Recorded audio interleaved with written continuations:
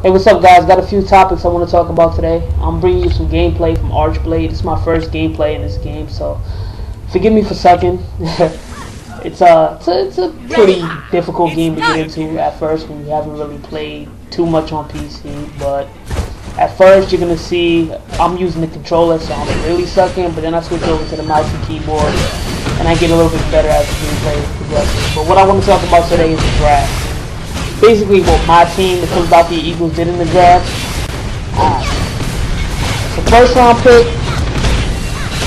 Lane Johnson, I felt was a good pick. I thought that was actually a great pick, considering what Chip Kelly wants to do or what we think he wants to do with this offense, up tempo. Getting an athletic guy like Lane Johnson makes complete sense to me. I hear a lot of people saying, he doesn't have a lot of experience. He hasn't played a lot of left tackle.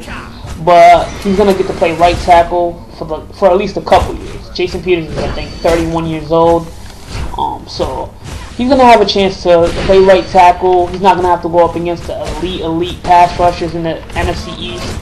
He's gonna be going up against guys like Anthony Spencer, Justin Tuck. Justin Tuck's really good, but he's not gonna have to face the JPPs, the Marcus Wares, the Brian Arakpo right off the bat. So I think that's going to help his transition to the NFL. Our second pick, Zach Ertz, value pick. I think he was a late first round guy, and Chip Kelly just jumped on the opportunity to get him in the second round. He's big, he's dynamic, he can run. He's not really fast. He's not Vernon Davis, but he's about Jason Witten fast. He can get down the field. He can run to the seam. He's an above average route. In the third round, we got Benny Logan. Logan, I don't really know too much about him. I did watch a lot of LSU, but he never really stood out to me. But he's a good player. He can get off blocks. He can help us in the run game. From what I read, he takes a lot of plays off, so we got to get that fixed. But if we can get that fixed, he's a good pick. And the big pick, Matt Barkley.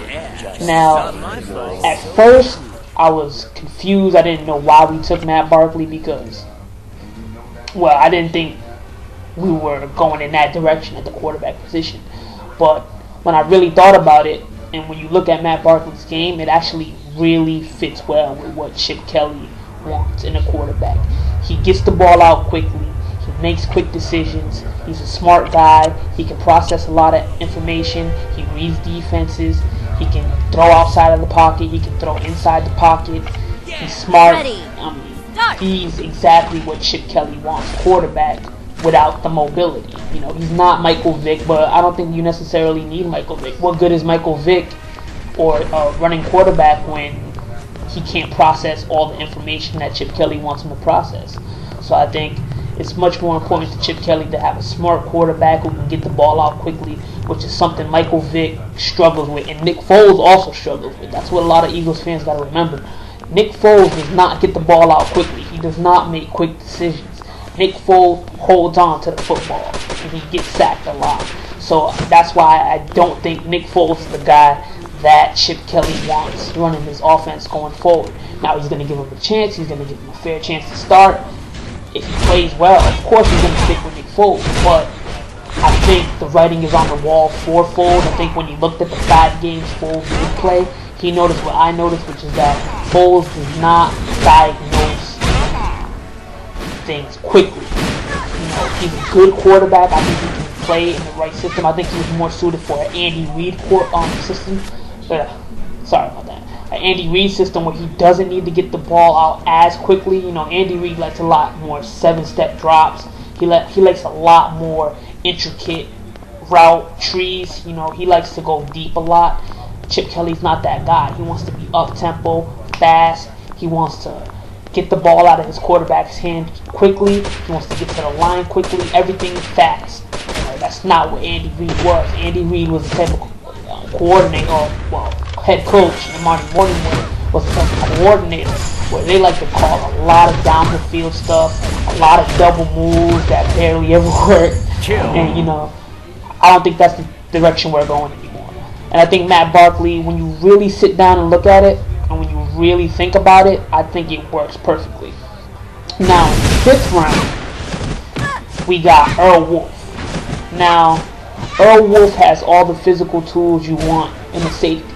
He's 5'11", he runs a 4.4 40, but he doesn't have great football instincts. When you watch him on tape, it seems like he's making plays with his athleticism more than his football instincts, which is something that can be a problem for a guy.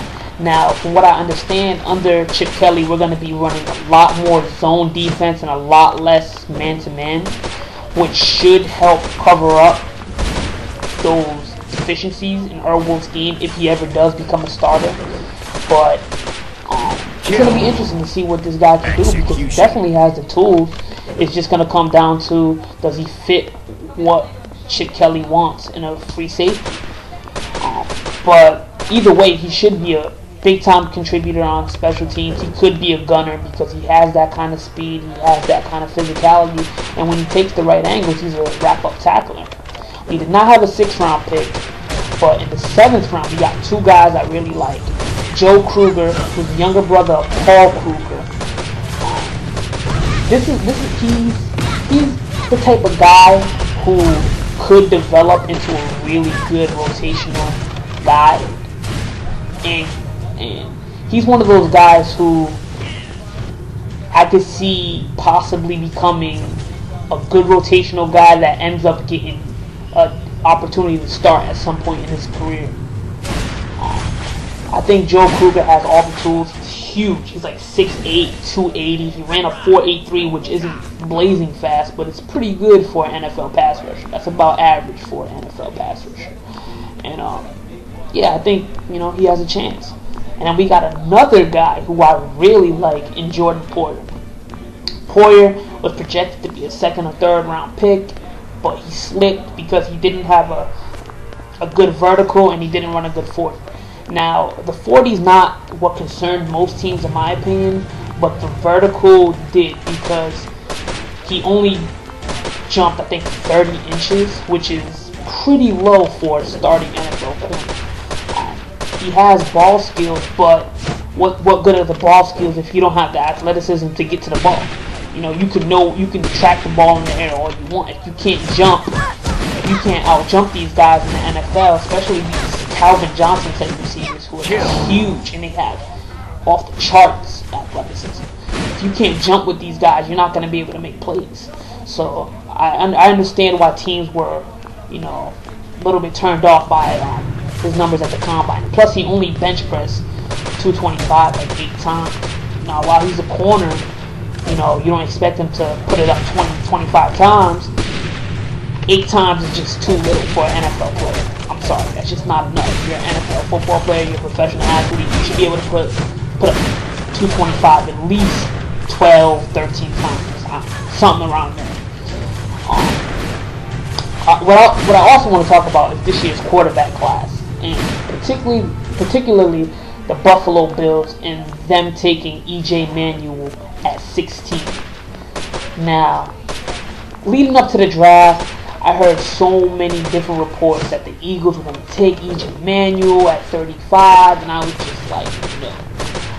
Not that I don't think he has all the tools to be a great NFL quarterback, because he definitely does. He's 6'5". He has an average arm. People think he has a big arm. He has an average arm, which is good enough. But, he can be accurate, but he's very inconsistent. Sometimes when he's about to get sacked, he throws it up for grabs, which is one of the things I hate about Michael Vick. Sometimes taking a sack is better than throwing the ball up and just praying. Most of the time it's better than throwing the ball up and just praying.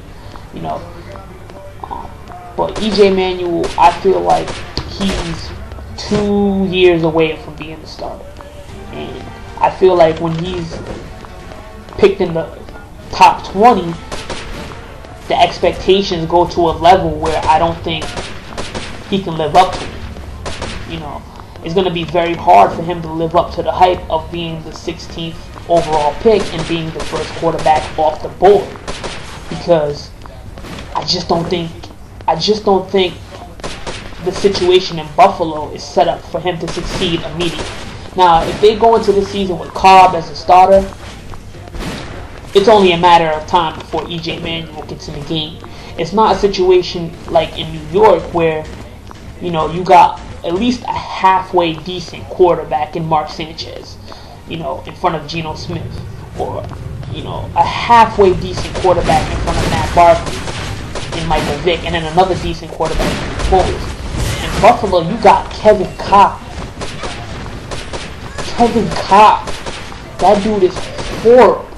And it's going to be like 4 or 5 games before Buffalo's calling for his head and they want EJ. And I don't know if EJ's ready to be that guy.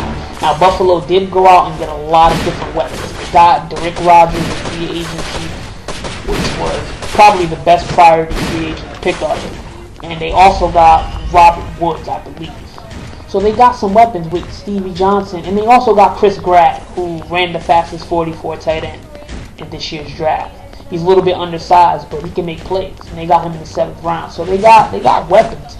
But I just don't think EJ is ready to step in day 1 or season 1 and be the starter. And I think that's the situation he's going to be in because Kevin Kolb sucks so bad.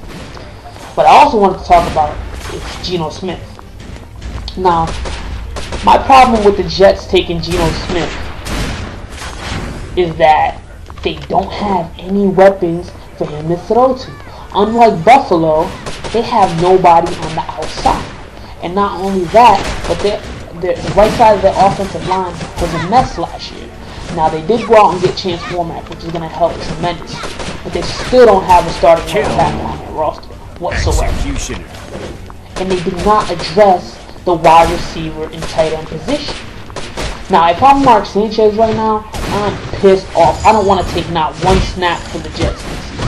I want to get traded in training camp. Because if you're Mark Sanchez, why would you want to go out there and throw to nobody and make yourself look bad? So when you are on the open market next offseason, when they do cut you, now you look bad in your last season, and now nobody wants you as a starter at least. He'll get a job as a backup, but if he goes out there and he has a season like he had last year, nobody's going to sign him as a starter. And I think Mark Sanchez could still be a starter in this league if he got with the right coach. So I don't know what they expect Geno Smith to do. I mean, they didn't get a tight end. They didn't get another wide receiver worth mentioning. So I don't understand what the Jets are doing. And then what they did with Tebow, that is just horrible. They waited until every team who needed a quarterback addressed the quarterback position. They went out and drafted a quarterback, and then they cut Tebow. You're telling me they didn't know Tebow wasn't going to be their starter next year? They didn't give him a chance last year to start. So why would he be their starter next year? I don't get that at all. Because Tebow, he at least deserved to be a free agent during free agency. He at least earned that. I mean, the guy did go and win a playoff game. You know, he deserved to at least be a free agent when he could actually possibly compete for a starting job. But now every team that needed a quarterback has brought in at least somebody. So now he has no chance to sign anybody now. And it's just like, you're telling me the Jets didn't know a month ago, 2 months ago, that they didn't want Tebow as their long-term starter? I just don't get it. What else did I want to talk about?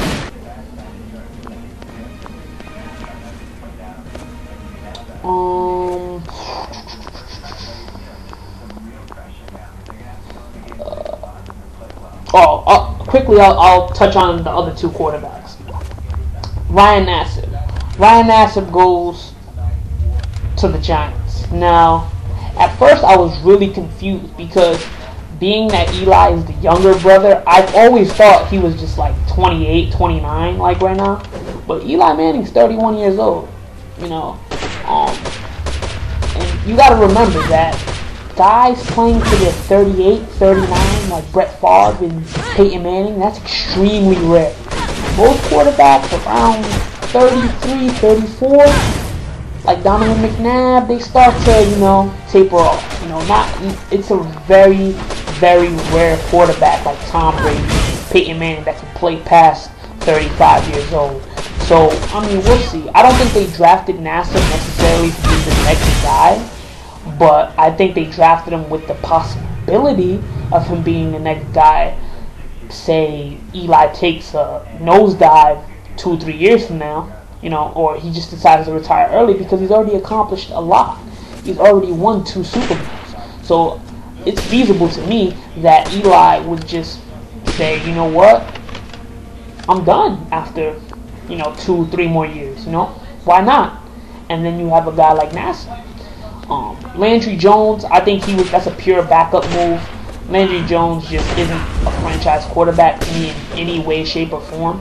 To me, at best, he's like a Kyle Orton type guy who can make all the throws, so he's going to always be on the NFL roster, but he's never going to mentally be that leader on your team. He's never going to be the guy who you want to build a franchise around. What else did I want to talk about? Overall, this draft, it was really, really, really good between the second and 7th round. The first round, to me, it felt like not a lot of impact guys were being taken.